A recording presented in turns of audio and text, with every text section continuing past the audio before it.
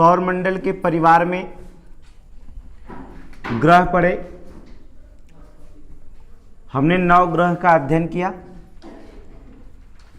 और हम मान्यता प्राप्त ग्रहों की संख्या बताई जाती है कितनी? 8। उस 8 ग्रह के बारे में विस्तृत चर्चा की, परंतु जो होता है एक ग्रह हमने छोड़ दिया था जिसका नाम था पृथ्वी। पृथ्वी को हमने छोड़ा था और पृथ्वी को हम अध्ययन करेंगे आज। पृथ्वी को, अर्थ को अध्ययन करते हैं। पहले हम पृथ्वी की गतियों के बारे में अध्ययन करेंगे कि पृथ्वी की गतियां क्या है। तो आज पढ़ते हैं पृथ्वी की गतियां। पृथ्वी 2 प्रकार से गति करती है। आप देखेंगे कि सौरमंडल में एक तो कहता है 2 प्रकार से गतियां करती है। एक तो गति कही जाती है घूर्णन गति कह सकते हैं, या तो आप इसे कह सकते हैं दैनिक गति कह सकते हैं, या तो आप इसका नाम और भी एग्जाम में पूछा जा सकता है। जरूरी नहीं कि घूर्णन दिखा जाए। अर्थात इस गति को क्या कह सकते हैं? परिभ्रमण गति कहते हैं। इसके 3 नाम से होते हैं, एक ही चीज है। अर्थात आप इसे घूर्णन गति कहिए या दैनिक गति कहिए या तो परिभ्रमण गति कहिए। दूसरी गति जो कहलाती है वह कहलाती है परिक्रमण गति कहलाती है, या तो इसे कह सकते हैं वार्षिक गति। 2 गति होती है। हमने बताया कि दैनिक गति और एक वार्षिक गति। दैनिक का मतलब होता है डेली जो घूमती हो, और जब दैनिक गति होती है आपसे क्वेश्चन पूछा क्या जाएगा कि किस कारण से पृथ्वी पर दिन और रात होते हैं। दिन और रात होने के कारण क्या होता है? जब दैनिक गति हो, या कहेंगे घूर्णन गति दिया हो या परिभ्रमण गति दिया हो, तब पृथ्वी पर क्या होते हैं? दिन और रात होते हैं। कहने का मतलब होता है कि दैनिक गति के कारण ही पृथ्वी पर क्या होते हैं? दिन और रात होते हैं। तो क्वेश्चन दिया रहेगा किनके कारण जो होता है दिन और रात नहीं होता है। विकल्प में दे दिया दिन रात किनके कारण नहीं होता है, किसके कारण नहीं होता है। तो आपको विकल्प दिया रहेगा, 4 विकल्प बना देगा, ए, बी और सी, और इसी में डाल देगा आपको परिक्रमण गति। तो यहाँ पर परिभ्रमण होगा और वहाँ पर परिक्रमण कहलाएगा। कहने का मतलब होता है कि घूर्णन गति, दैनिक गति, परिभ्रमण गति के कारण पृथ्वी पर दिन और रात होते हैं, जबकि परिक्रमण या वार्षिक गति के कारण जो होता है पृथ्वी पर क्या होते हैं? मौसम का परिवर्तन होता है। ये क्वेश्चन टेट में पूछा गया है कि मौसम का परिवर्तन किन कारणों से होता है। अर्थात मौसम का परिवर्तन जो होता है किन कारणों से होता है आपके, अर्थात परिक्रमण या वार्षिक गति के कारण जो होती है पृथ्वी पर। अब देखेंगे जो पृथ्वी घूमती है, आप कहते हैं पृथ्वी जो होती है घूमती है। कैसे घूमती है पृथ्वी? आपको पता है, अर्थात पश्चिम से पूर्व दिशा की तरफ घूमती है। पृथ्वी का घूर्णन गति कैसी होती है?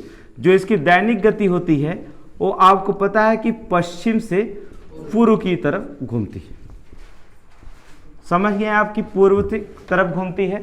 हमने बताया कि पृथ्वी की गतियां 2 प्रकार से होती हैं, या तो घूर्णन गति को या परिक्रमण गति को।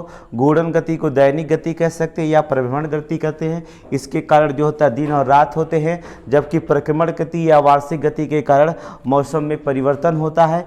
पृथ्वी अपनी अक्ष पर क्या करती है? लट्टू के भांति जो होता है पश्चिम से पूर्व की दिशा की तरफ घूमती है। ऐसे घूमते घूमते पृथ्वी क्या हो गई? पृथ्वी घूम रही है, बीच में जो होता है केंद्र में सूर्य है। देखेंगे आप सूर्य है, ये केंद्र में क्या है? एक सूर्य है। और पृथ्वी पर क्या करेंगे? घूमते घूमते आपके क्या आगे सूर्य देखेंगे, और फिर यहां पर देखेंगे सूर्य। 1-2 घटनाएं जो होती हैं टेट के लिए सबसे मोस्ट इंपॉर्टेंट क्वेश्चन पूछा जाता है। एक समय ऐसे आता है कि पृथ्वी सूर्य से जो होती बड़ी दूरी पर स्थित होती, कहता है कि, और एक समय ऐसे भी आएगा जब पृथ्वी जो होता सूर्य से सबसे नजदीक होती है। एक समय ऐसे आएगा जब पृथ्वी और सूर्य के बीच की दूरी होती है वो 14.71 करोड़ वर्ष मानी जाती है। 14.71 7 1 करोड़ वर्ष मानी जाती है। और एक समय ऐसे भी आता है जब सूर्य और पृथ्वी के बीच की दूरी होती है 15.1 करोड़ वर्ष मानी जाती है। 15 अर्थात 3.1 करोड़ वर्ष मानी जाती है। जिस समय सूर्य और पृथ्वी दोनों आपस में मिलते हैं, नजदीक, सबसे नजदीक समय होता, वही सबसे नजदीक समय होता। तो जब इस घटना को हम क्या करते हैं, अर्थात इस घटना को हम ज्योग्राफी में क्या कहा जाते हैं, उपसौर घटनाएं कहलाता है। उपसौर घटनाएं कहलाता है। जबकि जब सबसे दूर होते हैं तो ऐसी घटना को हम क्या कहते हैं, अपसौर घटनाएं कहलाते हैं। उपसौर घटना अर्थात पृथ्वी चक्कर लगाते लगाते पश्चिम से पूर्व दिशा में चक्कर लगाते लगाते एक समय ऐसे भी आता है जब पृथ्वी और सूर्य के बीच की दूरी बहुत कम होती है, और ऐसी घटनाओं को हम क्या कहते हैं, उपसौर घटना कहते हैं। एक समय ऐसे आता है जब पृथ्वी और सूर्य के बीच की दूरी बहुत लंबवत बढ़ जाती है, तो ऐसी घटनाओं को क्या कहा जाता है, अपसौर घटना। उपसौर नजदीक पृथ्वी, अब दिमाग लगाएंगे कि याद करने का, उप मतलब होता ही ये समीप, अर्थात उप मतलब क्या होता है, समीप होता है खुद है। तो ऐसी पृथ्वी, अब याद करने का, उप मतलब समीप हो गया, अर्थात पृथ्वी सूर्य के बीच क्या हो, समीप आ गई हो, तो उपसौर कहलाएगा। और जो बचेगा घटना क्या होगा, अपसौर कहलाएगा। बस दिमाग रखना है कि पृथ्वी के और सूर्य के बीच की दूरी जब कम होती है तो अर्थात तापमान क्या हो जाता है, बढ़ जाता है। तो अब ये ऐसी समय घटनाएं ये घटित होती हैं कि उस तापमान का आप अनुभव नहीं कर सकते। तो इसका मतलब होता है ये घटनाएं कब घटित होती होगी, ये घटनाएं क्या होगी, इसी समय, अर्थात क्या जनवरी को होती है, 3 जनवरी। ये घटनाएं कब होती है, 3 जनवरी को। और देखेंगे पृथ्वी और सूर्य के बीच की दूरी जब 15.131 करोड़ वर्ष दूरी पर होता है, हम प्रकाश वर्ष को दूरी की माप पाते हैं। प्रकाश वर्ष दूरी का मात्रक होता है, पता है ना आपको। तो ये क्या करेंगे, इसकी जब दूरी सूर्य और पृथ्वी से ज्यादा दूरी होती है तो एक घटनाएं अपसौर कहलाती है। इसका अनुभव हम कब करते हैं, जब दूरी होती है, अर्थात क्या है, 4 जुलाई को। कब करते हैं, 4 जुलाई को करते हैं। तो ये 2 घटनाएं इतिहास में प्रसिद्ध होती है। तो आपको यहाँ से एक क्वेश्चन मिलता है कि पृथ्वी पर दिन और रात कैसे होते हैं और मौसम में परिवर्तन कब होता है, अर्थात उपसौर घटनाएं और अपसौर घटनाएं क्या करती हैं, अर्थात कब उपसौर घटनाएं घटती हैं, 3 जनवरी को अपसौर घटनाएं, 4 जुलाई के, अर्थात पृथ्वी और सूर्य के बीच की नज़दीकी जब घट जाए तो क्या कहेंगे, उपसौर, जब बढ़ जाए तो क्या कहेंगे, अपसौर घटनाएं कहते हैं। अब पृथ्वी देखिए चक्कर लगाते लगाते क्या होगा, अब दिमाग से सोचिएगा आपकी, ये 2 घटनाएं हो गई, दिन और रात, आप जानेंगे कैसे होंगे, और मौसम में परिवर्तन कैसे हुआ आप ही जाने। पृथ्वी अभी चक्कर लगा रही है, चलिए मान लीजिए कि पृथ्वी है जो, ये पृथ्वी जो होती है चक्कर लगा रही है सूर्य की। पृथ्वी अपने अक्ष से आप देख सकते हैं कि कितने डिग्री झुकी हुई दिखाई देती है, अपने अक्ष से कितनी डिग्री झुकाई दी, 23.5 डिग्री। पृथ्वी अपने अक्ष से 23.5 डिग्री क्या करती है, झुकाव देती है। अगर मान लेते हैं पृथ्वी 23.5 डिग्री अगर झुकी हुई ना होती तो क्या प्रभाव पड़ता, हम लोग पलट जाते, अगर क्या होता,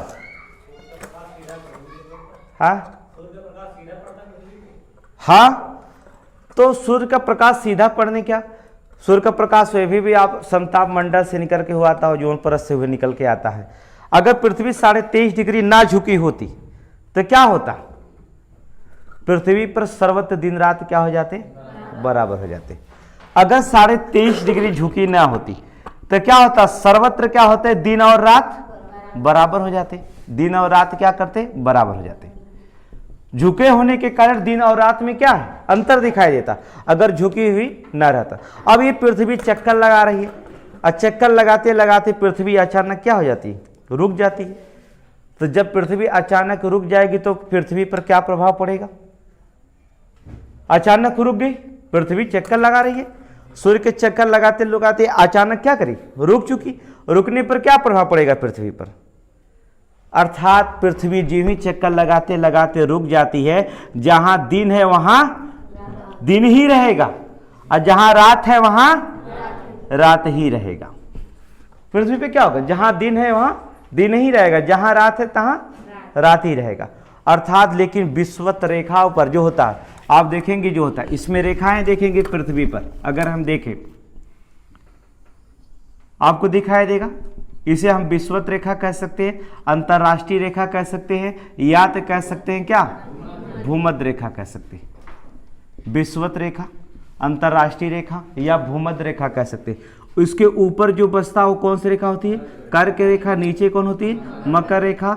ये उत्तरी ध्रुव है, ये दक्षिणी ध्रुव है। यहाँ पर जो होता है उत्तरी ध्रुव है, और नीचे की तरफ क्या होते हैं आपके, दक्षिणी ध्रुव होती है।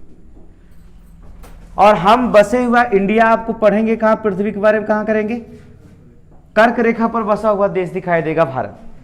अब देखेंगे कि अगर पृथ्वी चलते चलते रुक जाती है तो जहां दिन है वहां दिने रहेगा, जहां रात है तहां रात ही रहेगा। परंतु विषुवत रेखा या भूमध्य रेखा पर दिन और रात सर्वत्र क्या होते हैं, बराबर होते हैं। याद रखिएगा, अगर पूछा जाता है विषुवत रेखा पर, तो विषुवत रेखा पर जो होता है दिन और रात क्या होते हैं, हमेशा बराबर होते हैं। अब देखेंगे जैसे ही भूमध्य रेखा से हम ध्रुवों की तरफ, उत्तरी ध्रुव के क्या करेंगे, बढ़ेंगे, वैसे जो होता है क्या होगा, अगर क्या करेंगे, उत्तरी गोलार्ध में सूर्य है तो ऐसे दिन भी क्या करेगा, बढ़ता हुआ चला जाएगा। दिन क्या होगा, बढ़ता। आप देखेंगे जो ध्रुव होता है, इस उत्तरी गोलार्ध ध्रुव जो होता है, उत्तरी ध्रुव पर दिन क्या होता है, यहाँ 6 महीने तक क्या होता है, दिन होता है। 6 महीने दिन और 6 महीने रात होते हैं। ऐसे कुंभकर्ण सोता था वहां पर, ऐसा कहते हैं, ठीक है। परंतु ये देखिए पृथ्वी पर जो होता है भूमध्य रेखाओं पर कैसे, हमने बताया कि 23.5 डिग्री झुकी होने के कारण पृथ्वी पर दिन रात सर्वत्र बराबर नहीं होते हैं, परंतु भूमध्य रेखा या विषुवत रेखा पर दिन रात क्या होता है, बराबर होता है। परंतु हमने आपको बताया कि अगर पृथ्वी चलते चलते चक्कर अपना लगाना बंद कर देगी तो जहां दिन है वहां दिन होगी, जहां रात है वहां रात ही होगा, ठीक है। अब पृथ्वी घूम रही है, अब देखेंगे जब पृथ्वी घूम रही है तो इसके कारण जो होता मौसम में क्या होगा, हमने कहा ये तो दैनिक गति की बात हो गई, लेकिन अगर हमने कहा कि अगर मौसम में परिवर्तन होगा तो मौसम में परिवर्तन देखिए कैसे होता है, एकदम सिंपल तरीके से समझिए।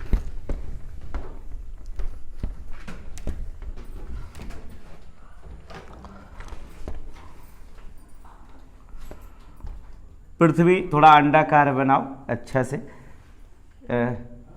पूरा अंडाकार बन गया है। यहां देखेंगे आप चक्कर लगा रही है,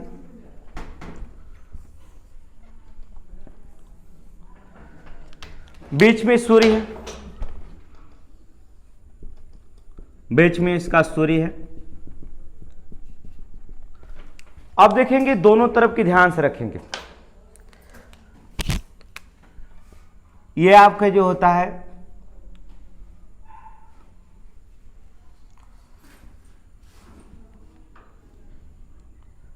विषुवत रेखा, भूमध्य रेखा और कर्क रेखाओं पर ध्यान समझेंगे आप। यहां देखिए ये जो होता है आपका कर्क रेखा है, और इसे कहा जाता है, भूमध्य रेखा कहा जाता है, और इसे क्या कहा जाता है, मकर रेखा कहा जाता है।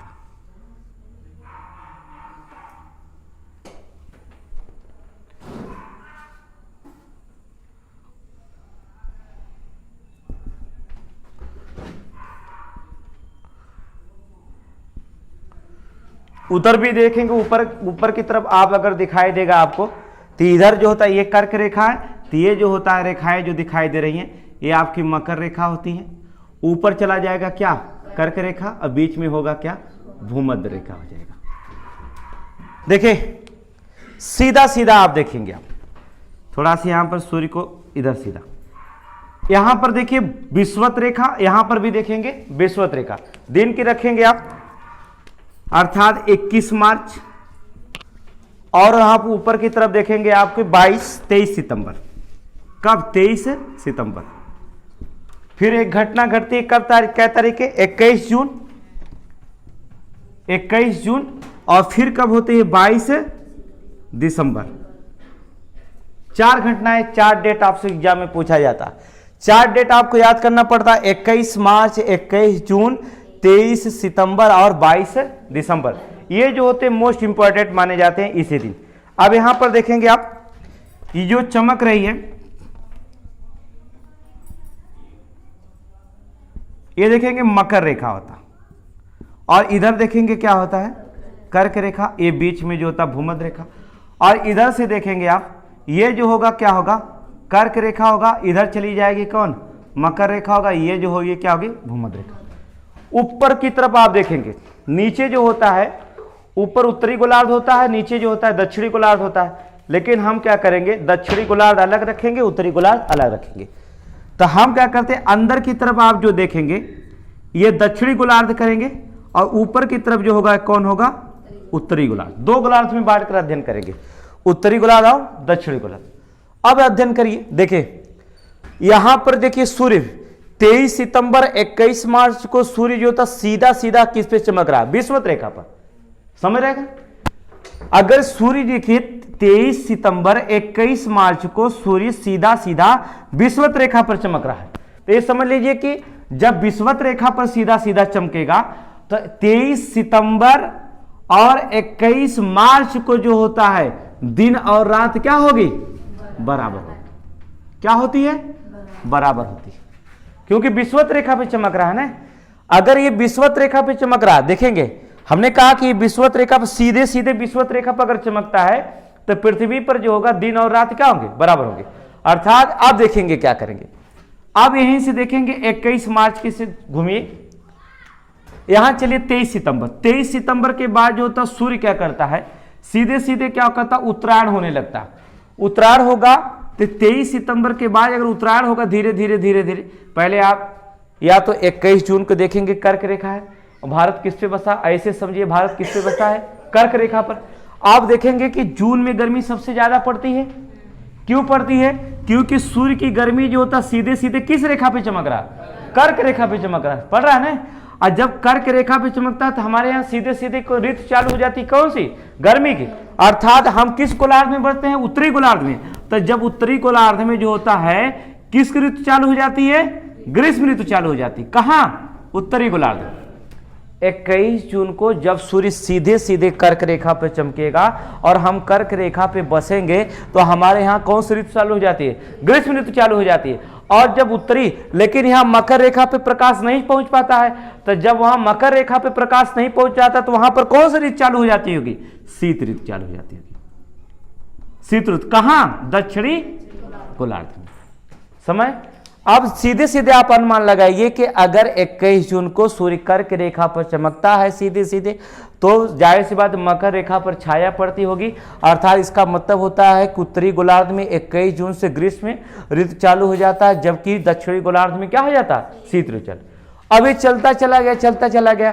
23 सितंबर पे देखिए, 23 सितंबर को सीधे देखिए सूर्य कहां पर चमक रहा है, विषुवत रेखा पर चमक रहा है। और जब विषुवत रेखा पर चमकेगा तो जाहिर सी बात कर्क रेखा पे कम जाएगा, क्योंकि विषुवत रेखा हमने कहा कि दिन 23 सितंबर और 21 मार्च को विषुवत रेखा पर चमकेगा तो दिन रात बराबर होगा, तो जितनी तापमान इधर होगा उतनी तापमान उधर होगा। इसका मतलब हो जाता कि सूर्य मकर रेखा पर है, लेकिन कर्क रेखा पर देखिए धीरे धीरे क्या कर रहा है, खिसक रहा है। तो हम क्या करेंगे, उस समय हमारे यहाँ 23 सितंबर को जो होता है देखेंगे कर्क रेखा पे कम प्रकाश पाएगा, मकर रेखा पे ज्यादा। तो 23 सितंबर के बाद हमारे यहाँ कौन सी ऋतु चालू हो जाती होगी, शरद ऋतु चालू। उत्तरी गोलार्ध में कौन सी ऋतु चालू, शरद। 23 सितंबर चालू है, थोड़ी मोड़ी ठंडी दिखाई दे रही है, अर्थात इसका मतलब होता है मौसम चेंज हुआ। 23 सितंबर के जो होता ऋतु उत्तरी गोलार्ध में जो होता है शरद ऋतु चालू हो गई। तब यहाँ पर क्या होगा, तब यहां पर देखेंगे सूर्य से 12 घंटा रात 12 घंटा दिन हो रहा है। इसका मतलब विषुवत रेखा दिन रात बराबर हो रहे हैं, तो इसका मतलब ना तो गर्मी पैदा होगी ज्यादा, ना तो ठंडी। इसका मतलब यहां पर जो होता है दक्षिणी गोलार्ध में कौन सी ऋतु चालू हो जाएगी, बसंत ऋतु चालू हो जाएगी। कौन सी चालू हो जाएगी, बसंत ऋतु चालू हो जाएगी। समझ गए। अब फिर क्या करेंगे, सूर्य देखिए सीधे सीधे कहां आ गया, अब मकर रेखा पे चमक रहा है। आप देखेंगे जब मकर रेखा सीधे सीधे मकर रेखा पे चमक रहा है, 22 दिसंबर को सूर्य मकर रेखा पे चमकता है, तो यहां पर ये भूमध्य रेखा इधर कर्क रेखा पर छाया पड़ जाती है। इसका मतलब सूर्य सीधा सीधा ढक लेता है कौन, मकर रेखा, और कर्क रेखा पर छाया पड़ जाती है। तो 22 दिसंबर से हमारे यहाँ क्या करता है कि जो उत्तरी गोलार्ध में हो जाती है, जब सूर्य सीधा प्रकाश नहीं ले पाता है तो हमारे यहाँ कौन सी ऋतु चालू हो जाती है, अर्थात उत्तरी गोलार्ध में जो होती है ऋतु चालू हो जाएगी। कौन सी ऋतु चालू हो जाएगी, शीत ऋतु चालू हो जाएगी। तो 22 दिसंबर से शीतलहरी त्योहार प्रारंभ हो जाएगी, शीत ऋतु चलने लगेगी। कब, उत्तरी गोलार्ध में। और यहां पर देखेंगे सीधे सीधे विषुवत रेखा पर चमक रहा है। कौन? यहां देखिए विश्व कर्क रेखा पे चमके, यह कर्क है, यह मकर रेखा है। तो ये जो होता मकर रेखा है, इस पर जो होता सूर्य चमक रहा है सीधे सीधे। और जब सूर्य मकर रेखा पे सीधे सीधे चमकेगा तो उत्तरी दक्षिणी गोलार्ध में क्या मौसम में परिवर्तन हो जाएगा? सीधा चमक रहा है ना, यहाँ सीधा 21 जून को जब हम क्या करें, कर्क रेखा पर चमक रहे थे तो उत्तरी गोलार्ध में कौन सा ऋतु चालू था? ग्रीष्म ऋतु। और यहाँ मकर रेखा पर चमक रहा है तो उत्तरी गोलार्ध में क्या, दक्षिणी गोलार्ध में क्या हो जाएगा? ग्रीष्म ऋतु चालू हो जाएगा। क्या हो जाएगा? ग्रीष्म ऋतु चालू हो जाएगा। और हमारे यहाँ क्या हो जाएगा? उत्तरी गोलार्ध में शीत ऋतु चालू हो जाएगा। वही चीज यहां पर हमने रखा था कि जब हमारे यहाँ चमक रहा था तो हमारे यहाँ ग्रीष्म ऋतु चालू था और शीत ऋतु जो था कहां था? दक्षिणी गोलार्ध में था। और ठीक वही मौसम हमारे यहाँ क्या हो गया? परिवर्तन हो गया। फिर हम चलेंगे 21 मार्च को। 21 मार्च को जो होता है ये भूमध्य रेखा, ये मकर रेखा और ये जो होता है आपका कर्क रेखा। 21 मार्च देखेंगे आपकी सूर्य सीधे सीधे उत्तरायण होने लगता है और सीधे सीधे विषुवत रेखा पे चमकने लगा। अब देखिए यहां पर अगर सूर्य विषुवत रेखा पे चमक रहा था तो क्या उत्तरी गोलार्ध में शरद ऋतु और यहां दक्षिणी गोलार्ध में क्या था? बसंत ऋतु था।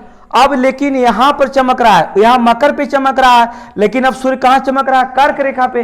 तो जाहिर सी बात मौसम हमारे यहाँ क्या हो जाएगा? उत्तरी गोलार्ध में अब बसंत ऋतु आ जाएगी। क्या हो जाएगी?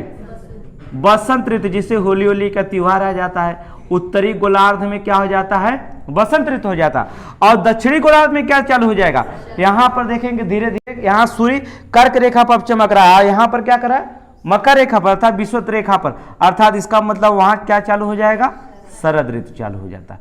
कहां? दक्षिणी गोलार्ध में। दक्षिणी गोलार्ध में शरद ऋतु चालू होता है। तो मौसम का परिवर्तन कैसे होता है?